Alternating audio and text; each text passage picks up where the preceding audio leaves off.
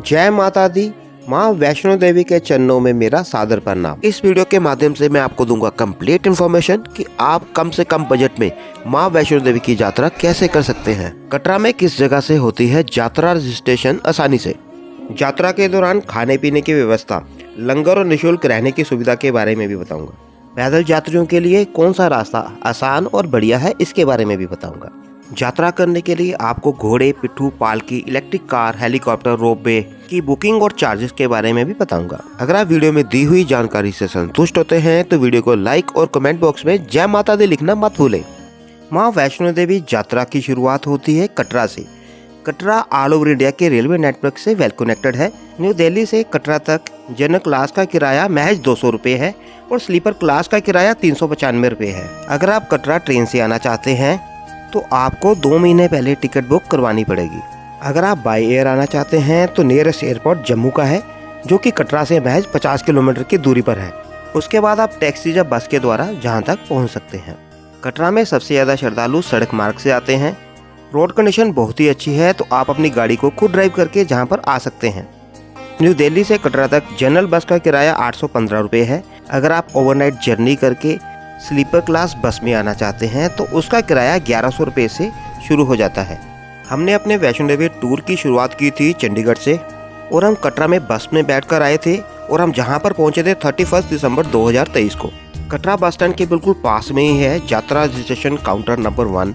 जो लोग सड़क मार्ग से आते हैं तो उन्हें यही काउंटर पास में पड़ता है, तो जिसके कारण यात्रा रजिस्ट्रेशन काउंटर नंबर 1 पर भारी भरकम रश रहता है। इसके अलावा एक और यात्रा रजिस्ट्रेशन काउंटर नंबर 2 है, जो कि मेन बाजार में है और जिसके बारे में बहुत कम लोगों को पता है। हमने अपना यात्रा रजिस्ट्रेशन इसी जगह से करवाया था। इस जगह पर यात्रा रजिस्ट्रेशन करवाने में महज हमें 5 मिनट का समय लगा था। इस जगह पर पहुंचने के लिए पहले आप गूगल मैप पर जाएं, वहां पर टाइप करें यात्रा रजिस्ट्रेशन काउंटर 2 कटरा और उसके बाद आप गूगल मैप को फॉलो करते हुए इस जगह पर आसानी से पहुँच जाएंगे और अपनी यात्रा रजिस्ट्रेशन आसानी से करवा पाएंगे। यात्रा रजिस्ट्रेशन करवाने के लिए आपके पास फोटो आईडी कार्ड प्रूफ होना जरूरी है। यात्रा रजिस्ट्रेशन के बाद आपको एक RFID कार्ड इशू किया जाएगा, जो कि आपको पूरी यात्रा के दौरान अपने साथ कैरी करना है। इस समय सुबह के 8:15 बजे हैं और हम लोग निकल पड़े हैं बाणगंगा चेक पोस्ट की ओर। इस समय हम पहुंच गए हैं बाणगंगा चेक पोस्ट पर। वैष्णो देवी श्राइन बोर्ड के नए निर्देश के अनुसार आप यात्रा में कैमरा, लैपटॉप, टैब अपने साथ कैरी नहीं कर सकते। आप अपने साथ सिर्फ मोबाइल कैरी कर सकते हैं। इस जगह पर आपकी थॉरोली चेकिंग की जाएगी, उसके बाद ही आपको आगे एंट्री दी जाएगी। वैष्णो देवी यात्रा पर रोजाना 25 से 30 हज़ार श्रद्धालु दर्शनों के लिए आते हैं। यहाँ पर रश रहना एक सामान्य बात है। जिस दिन श्रद्धालुओं की संख्या 35,000 से ज़्यादा हो जाती है तो वैष्णो देवी श्राइन बोर्ड यात्रियों की संख्या को नियंत्रित करने के लिए यात्रियों की रजिस्ट्रेशन को बंद कर देती है और बाणगंगा चेक पोस्ट पर यात्रियों की एंट्री रोक देते हैं। माता वैष्णो देवी के भवन तक जाने के लिए 2 रास्ते हैं। एक रास्ते को बोलते हैं ताराकोटे मार्ग, दूसरा जो पुराना मार्ग है उसको कहते हैं चरण पादुका मार्ग।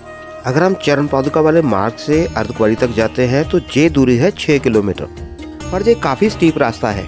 इस रास्ते पर काफ़ी सारी शॉप्स हैं और जहाँ पर काफ़ी ज़्यादा भीड़ रहती है। इस रास्ते पर घोड़े, पिट्ठू और पालकी वाले पैदल यात्रियों को काफ़ी परेशान करते हैं। इस बार हमने माँ वैष्णो देवी यात्रा की शुरुआत की न्यू ताराकोटी मार्ग से। ताराकोटी मार्ग से जो अर्धकुंवारी की दूरी है वो है 8 किलोमीटर। ये रास्ता काफ़ी आसान है और जहाँ पर बहुत ही कम स्टीपनेस है। नमस्कार दोस्तों, welcome back to my channel budget traveller. आज हम आए हैं माँ वैष्णो देवी के दर्शनों के लिए। आज जहाँ पर बहुत भारी रश है, पर हमने जो रास्ता चूज़ किया है वो है ताराकोटी मार्ग, जहाँ पर कोई रश नहीं है। ये जो ट्रैक है लगभग 8 किलोमीटर का है अर्धकुंवारी तक पहुँचने के लिए। अगर हम शुरुआत का 100 मीटर का ट्रैक छोड़ दें तो उसके बाद जो ट्रैक है काफ़ी साफ सुथरा है और चरण पादुका वाले रास्ते से दुगना चौड़ा है। इस रास्ते की जो खासियत है वो है कि जहाँ पर किसी तरह का शोर नहीं है, बहुत ही कम ट्रैफिक है, लगभग पूरा रास्ता खाली है। अगर आप दूसरे रास्ते पर जाएंगे तो वहाँ पर तो आज बहुत ही हैवी रश कह सकते हैं आप। अब ये आप पर डिपेंड करता है कि आपको हैवी रश वाला रास्ता पसंद है या फिर शांत। रास्ते में शेड भी हैं बारिश से बचने के लिए। एक चीज़ जहाँ पर मैं ऐड करना चाहूँगा कि जहाँ के जो टॉयलेट्स हैं बहुत ही अच्छी कंडीशन में है और वेरी वेल मेंटेन्ड है। ताराकोटी मार्ग पर प्रसाद के लिए एक शॉप भी है, जहाँ से आप मंदिर के लिए प्रसाद भी खरीद सकते हैं। प्रसाद की दुकान से कुछ ही दूरी पर है ताराकोटी चेक पोस्ट, जहाँ पर आपकी फिर से थारोली चेकिंग की जाएगी। पूरा रास्ता ही काफ़ी शांत और खूबसूरत है। मेरी आप लोगों से रिक्वेस्ट है कि आप इस रास्ते को एंजॉय करते हुए जय माता दी कहते हुए आगे बढ़े। श्राइन बोर्ड ने पूरे रास्ते में ऐसे 49 वाटर डिस्पेंसर लगाए हुए हैं। अगर आप अपने साथ वाटर बॉटल कैरी नहीं भी करते तो भी पूरे रास्ते में आपको पानी की किल्लत नहीं आएगी। ताराकोटी मार्ग पर श्राइन बोर्ड द्वारा एक बहुत ही खूबसूरत नवग्रह वाटिका बनाई गई है। इस वाटिका में आपको नवग्रह से संबंधित पेड़ देखने को मिलेंगे। इस वाटिका का लैंडस्केप बहुत ही प्यारा है। ये वाटिका अपने आप में एक शॉर्टकट रास्ता है। वाटिका के इस व्यू पॉइंट से आप पूरे कटरा शहर का एक खूबसूरत नज़ारा देख सकते हैं। अगर आप ताराकोटी मार्ग से आगे बढ़ते हैं तो इस वाटिका को विजिट करना मत भूलें। हम अपनी यात्रा के सफ़र को जारी रखेंगे। उससे पहले आपको बताते हैं कि आप मात्र 500 रुपये खर्च करके दिल्ली से वैष्णो देवी की यात्रा कैसे कर सकते हैं। अगर आप माता के भक्त हैं तो अपना टिकट कटाइए जनरल क्लास में और पहुंच जाइए कटरा, जिसका आने और जाने का खर्च मात्र 400 रुपीज़ है। अब बात करते हैं फ्री लंगर की। जो सबसे पहला लंगर है वो है गुलशन कुमार लंगर, जो कि बाणगंगा के पास में है, जो सुबह से लेकर शाम तक खुला रहता है। दूसरा लंगर है ताराकोटी मार्ग पर। इस समय हम पहुंच चुके हैं ताराकोटी मार्ग लंगर पर। ताराकोटी मार्ग का ये लंगर बाणगंगा चेक पोस्ट से 4.5 किलोमीटर की दूरी पर है। हमने भी इसी जगह पर लंगर ग्रहण किया, जहाँ का जो खाना था बहुत ही सिंपल और स्वादिष्ट था। जहाँ पर जो लंगर है 24 घंटे चलता रहता है और ये आम जनता के सहयोग से चलता है।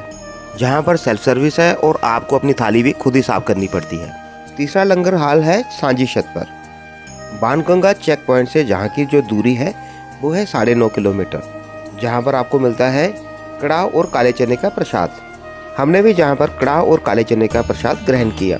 ये चौथा लंगर हाल है वो है भैरव लंगर हॉल, जो माँ के भवन से 2 किलोमीटर की दूरी पर है। ये लंगर हॉल भी 24 घंटे चलता रहता है। इस लंगर हॉल को चलाने के लिए आप भी अपनी स्वेच्छा से कुछ सहयोग कर सकते हैं। इसके अलावा भी रास्ते में आपके बहुत सारे भोजनालय आते हैं, जो कि श्राइन बोर्ड द्वारा संचालित हैं, जहाँ पर जो खाना है सब्सिडाइज रेट पर मिलता है। इसके अलावा रास्ते में बहुत सारी प्राइवेट शॉप्स भी हैं, जहाँ से आप अपनी सुविधा के अनुसार खाना खरीद कर खा सकते हैं। अब बात करते हैं कटरा में स्टे ऑप्शंस की। यात्रा रजिस्ट्रेशन काउंटर नंबर 2 के पास है त्रिकोटा भवन और JKTDC यात्री निवास, जहां पर डोरमेट्री की सुविधा 100 रुपीज से शुरू हो जाती है। आप इनकी वेबसाइट पर भी ऑनलाइन बुकिंग करवा सकते हैं। इसके अलावा कटरा में निहारिका यात्री निवास, शक्ति भवन कटरा, श्रीधर सभा धर्मशाला, रावलपिंडी धर्मशाला भी है, जहां पर जाकर आप ऑफलाइन और ऑनलाइन बुकिंग भी करवा सकते हैं। अब बात करते हैं फ्री अकोमोडेशन की। वैष्णो देवी श्राइन बोर्ड द्वारा अर्धकुंवारी, सांझी छत और भवन पर काफ़ी सारे हाल बनाए हुए हैं, जहां पर आप बिना कोई शुल्क दिए हुए रह सकते हैं। अगर आप अर्धकुंवारी, सांझी छत या भवन पर रूम या डोरमेट्री की सुविधा चाहते हैं तो आप वैष्णो देवी श्राइन बोर्ड की वेबसाइट पर जाकर अपना रूम बुक कर सकते हैं। ऑनलाइन बुकिंग भी आपको कम से कम 2 महीने पहले करवानी पड़ेगी। कटरा शहर में छोटे बड़े 600 प्लस होटल्स हैं, जिनका बजट 1000 रुपीज़ से लेकर 11,000 रुपीज़ के बीच में है। आप अपने बजट के अनुसार जहां पर भी रूम बुक करवा सकते हैं। अब हम अपने यात्रा को जारी रखेंगे माँ के भवन तक, और माँ के भवन पर पहुंचकर आपको बताएंगे कि घोड़े, पालकी, रोपवे, पिट्ठू और हेलीकॉप्टर की बुकिंग के बारे में। इस समय हम पहुंच गए हैं मेडिकल यूनिट ताराकोटी पे। अगर आपको मेडिकल से संबंधित कोई परेशानी है तो आप जहां से मेडिकल हेल्प ले सकते हैं। रास्ते में जितने भी खाने पीने की शॉप्स हैं या लंगर हैं, वहाँ पर प्याज और लहसुन का उपयोग नहीं किया जाता। अगर आप किसी दूसरे राज्य से आते हैं तो जहाँ पर आकर आपका प्रीपेड नंबर चलना बंद हो जाता है। आपके लिए ये बेटर होगा कि आप जहाँ पर पोस्टपेड सिम लेकर आए, या फिर कटरा से यात्री सिम लेकर आगे बढ़ें। इस जगह से जो सामने वाला रास्ता है वो जाता है अर्धकुंवारी की ओर, और लेफ्ट हैंड साइड वाला रास्ता जाता है भवन की ओर। इसको कहते हैं हिमकोटी मार्ग। इस जगह से माँ के भवन की दूरी है लगभग 5.5 किलोमीटर। अभी तक हमें पूरे रास्ते में कहीं पर भी घोड़े और खच्चर नहीं मिले। वैष्णो देवी यात्रा के दौरान आपको पूरे रास्ते में अच्छा नेटवर्क नहीं मिलेगा, तो आप ऑनलाइन पेमेंट्स भी नहीं कर पाएंगे। रास्ते में जितनी भी शॉप्स हैं वो सिर्फ कैश पेमेंट को एक्सेप्ट करते हैं, ऑनलाइन पेमेंट को एक्सेप्ट नहीं करते। तो आप अपने साथ कैश को जरूर कैरी करें। कैश में अपने साथ 100 रुपीज़ के ही मैक्सिमम नोट कैरी करें। वैष्णो देवी पर ऐसी अपार श्रद्धा रखने वाले श्रद्धालुओं को मेरा कोटि कोटि प्रणाम। इस समय हम पहुंच गए हैं सत्या भोजनालय के पास, जो कि वैष्णो देवी श्राइन बोर्ड द्वारा संचालित है, जहां पर जो खाना है आपको बहुत ही कम रेट पर मिलेगा। इस जगह से कुछ ही दूरी पर है सत्या, पिट्ठू एंड पालकी प्रीपेड काउंटर। अगर आपको पिट्ठू और पालकी की ज़रूरत है तो आप प्रीपेड काउंटर से ही बुक करके आगे बढ़ें। इस समय हम पहुंच गए हैं हिमकोटी भोजनालय और इस समय हुआ है 1:45।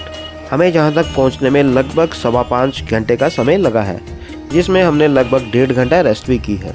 ताराकोटी और हिमकोटी के पूरे मार्ग पर कहीं पर भी खच्चरों और घोड़ों की एंट्री अलाउ नहीं है, जहां पर सिर्फ इलेक्ट्रिकल व्हीकल ही चलते हैं। हिमकोटी भोजनालय के बिल्कुल ऑपोजिट है हिमकोटी डोसा पॉइंट, जहां पर जो डोसा है महज 35 रुपये में मिलता है। जहां का व्यू पॉइंट बहुत ही खूबसूरत है, तो आप अपने मोबाइल कैमरे में इसको कैप्चर कर सकते हैं। यात्रियों की सुरक्षा को मद्देनजर रखते हुए वैष्णो देवी श्राइन बोर्ड ने बहुत ही पुख्ता इंतजाम किए हुए हैं।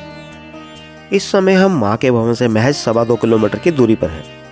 यात्रा के दौरान आप बंदरों से सावधान रहें, इनको खाने पीने के लिए कुछ ना दें। अगर ये आपको काटते हैं तो आपको रेबीज के इंजेक्शन लगवाने पड़ते हैं। जैसे जैसे आप मां के भवन के पास पहुंचते हैं तो आपका एनर्जी लेवल डबल हो जाता है और आपको चारों तरफ मां के जयकारों की गूंज सुनाई देती है। इस समय हम मां वैष्णो देवी के भवन से महज 1.5 किलोमीटर की दूरी पर है और हमारी पूरी थकान इस समय तक खत्म हो चुकी है। इन यंग बच्चों का एनर्जी लेवल देखकर हमारा एनर्जी लेवल भी काफ़ी हाई हो गया। इस समय हम पहुंच गए हैं सकेत भोजनालय और जहां से जो मां के भवन की दूरी है वो है महज 1 किलोमीटर, जहां से मां का भवन आपको दिखाई देना शुरू हो जाता है। इस जगह से 500 मीटर की दूरी तय करने पर आप पहुंच जाएंगे भवन के प्रीपेड काउंटर पर, जहां पर आप करवा सकते हैं पिट्ठू और पालकी की बुकिंग भवन से कटरा तक जाने के लिए। और जहां से कुछ ही दूरी पर है पुलिस चेक पोस्ट भवन, जहां पर फिर आपके RFID कार्ड की चेकिंग की जाएगी, फिर आपको एंट्री दी जाएगी भवन के लिए। पार्वती भवन के ऑपोजिट है भेंट शॉप, जहां से आप अपनी श्रद्धा के अनुसार प्रसाद खरीद सकते हैं। इस समय दोपहर के 3 बजे हैं और हम पहुंच चुके हैं भवन के पास में। पार्वती भवन के अंदर क्लॉक रूम है और साथ में है बहुत ही शानदार स्नान गृह। पहले करिए स्नान और उसके बाद कटवाइए क्लॉक रूम की पर्ची, जिसके चार्जेस 100 रुपीज़ हैं, जो कि रिफंडेबल है। इस पर्ची को कटवाने में आपका लगभग 35 से 40 मिनट का समय लग जाएगा। कैश और कार्ड्स को छोड़कर आपके पास जो भी सामान है बैग में डालकर जहां पर जमा करा दीजिए। पार्वती भवन से आपको लगभग 500 मीटर पैदल चलना पड़ेगा नंगे पैर मां वैष्णो देवी के पिंडी रूप में दर्शन करने के लिए। भीड़ को नियंत्रित करने के लिए वैष्णो देवी श्राइन बोर्ड ने अक्टूबर 2023 में 300 मीटर वुडन फ्लोरिंग वाले स्काई वॉक का निर्माण करवाया है। हमें मां वैष्णो देवी के दर्शन करके वापिस पार्वती भवन लौटने में लगभग 40 मिनट का समय लगा। भैरव बाबा की यात्रा शुरू करने से पहले आपको बताते हैं कि आप रोपवे, इलेक्ट्रिकल व्हीकल, हेलीकॉप्टर, घोड़े, पिट्ठू, पालकी से कैसे यात्रा कर सकते हैं, उनका किराया क्या है। मां वैष्णो देवी की यात्रा हेलीकॉप्टर में करने के लिए आपको पहले एडवांस में बुकिंग करवानी पड़ेगी। आप मां वैष्णो देवी की ऐप या फिर वेबसाइट पर जाकर टिकट बुक करवा सकते हैं। हेलीकॉप्टर का एक साइड का किराया 2100 रुपये है और आने और जाने दोनों साइड का किराया 4200 रुपये है। हेलीकॉप्टर की बुकिंग आपको एडवांस में कम से कम 2 महीने पहले करवानी पड़ेगी। रोपवे की सर्विस भवन से भैरव मंदिर तक है, जिसका जाने और आने का किराया ₹100 है। आप इसकी ऑफलाइन बुकिंग पार्वती भवन के पास से करवा सकते हैं। आप इसकी ऑनलाइन बुकिंग मां वैष्णो देवी की वेबसाइट या फिर वैष्णो देवी ऐप के थ्रू करवा सकते हैं। इलेक्ट्रिकल व्हीकल की ऑफलाइन बुकिंग आप अर्धकुंवारी और भवन से करवा सकते हैं। अगर आप इसकी ऑनलाइन बुकिंग करवाना चाहते हैं तो मां वैष्णो देवी की वेबसाइट और मां वैष्णो देवी की मोबाइल ऐप के थ्रू करवा सकते हैं। वैष्णो देवी श्राइन बोर्ड ने बाणगंगा, चरण पादुका, अर्धकुंवारी, सांझी छत भवन पर प्रीपेड काउंटर बनाए हुए हैं। आप इसी जगह से प्रीपेड स्लिप लेकर घोड़ा, पालकी, पिट्ठू की फैसिलिटी को अवेल करें। ऐसी मान्यता है कि मां वैष्णो देवी के दर्शन करने के बाद अगर आप भैरव बाबा के दर्शन करने नहीं जाते तो आपकी यात्रा को संपूर्ण नहीं माना जाएगा। तो अब हम आगे जा रहे हैं बाबा भैरव के दर्शनों के लिए। मां के भवन से भैरव बाबा के मंदिर की दूरी है 2 किलोमीटर। आप इस रास्ते को 2 तरीके से कवर कर सकते हैं, एक तो सीढ़ियों के ऊपर जाकर, दूसरा इसी मार्ग पर चलकर। इस रास्ते पर खच्चर और घोड़े काफ़ी ज़्यादा रहते हैं, तो पैदल यात्रियों के लिए बहुत ही कम रास्ता बचता है। तो हमने ये पूरा रास्ता स्टेयर्स चढ़कर ही पूरा किया। हमने जहाँ पर 1000 के आसपास स्टेयर्स चढ़ी और पहुँच गए भैरव बाबा के मंदिर पर। हमें ये 2 किलोमीटर का रास्ता कवर करने में लगभग 40 मिनट का समय लगा। हमने जहाँ पहुँचकर पहले भैरव लंगर हॉल में जाकर लंगर छका और उसके बाद प्रसाद लेकर पहुँच गए भैरव बाबा के दर्शन करने के लिए। जिस समय हम मंदिर में पहुँचे उस समय मंदिर में आरती हो रही थी, जिसका समय होता है शाम के 6:30 से शाम के 8:15 तक। हम भी बाबा की आरती में सम्मिलित हुए और इंतजार करने लगे मंदिर के खुलने का। बाबा भैरवनाथ के दर्शन करने के बाद लगभग शाम के 8:30 बजे हमने कटरा की ओर उतराई शुरू कर दी। भैरव घाटी से जो कटरा की दूरी है वो है 11.5 किलोमीटर बाया अर्धकुंवारी, जहाँ पर जो पूरा रास्ता है उतराई वाला है, तो आपको ज़्यादा एफर्ट नहीं करना पड़ता और रास्ता बहुत जल्दी कवर हो जाता है। हम लगभग रात के 10 बजे पहुँच गए थे अर्धकुंवारी पर। अगर आप अर्धकुंवारी के दर्शन करना चाहते हैं तो जहाँ पर जो वेटिंग है लगभग 1.5 से 2 दिन की है। हमने जहाँ पर किसी तरह का कोई रेस्ट नहीं किया और हम फिर निकल पड़े कटरा की ओर। हम लगभग रात के 11:30 बजे कटरा में पहुँच चुके थे। भैरव बाबा से कटरा की उतराई पूरी करने में हमें लगभग 3 घंटे का समय लगा। तो ये था हमारा माँ वैष्णो देवी पर आज का इन्फॉर्मेटिव ब्लॉग। अगर आपको हमारा ये ब्लॉग पसंद आया है तो प्लीज़ लाइक, सब्सक्राइब और शेयर करना ना भूलें, ताकि हम ऐसे और इन्फॉर्मेटिव वीडियो बनाकर आप लोगों के साथ जुड़ सकें। Thanks for watching, thanks for your time.